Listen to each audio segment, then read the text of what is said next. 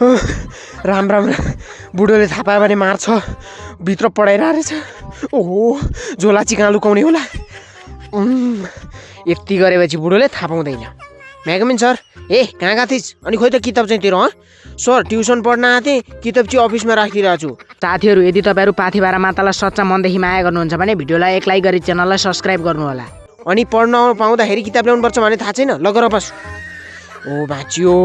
sir यो कसको झोला हो बाहिर जुनाइरहेको थियो ओ मरि अलिक मजाक नि खोइ यताले यताले ल सर होइन के छ त यो झोलामा है तैँले यो झोला किन ल्याएको कुटा खुवायो तैँले किन ल्याएको त्यो झोला के भन्छ अनि यो झोला कसको हो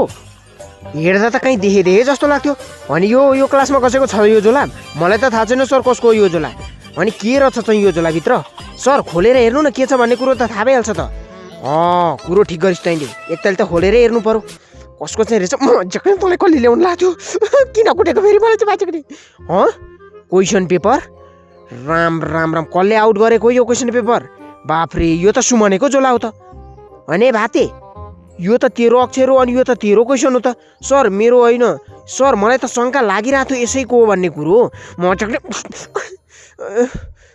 ल अर्को पनि पो क्वेसन आउट गरेको रहेछ राम राम राम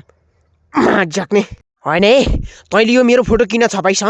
सर कस्तो फोटो छपाएको छ र यहाँ हेर कस्तो फोटो छपाइरहेछ यहाँ हेर त ओ मारो बुढो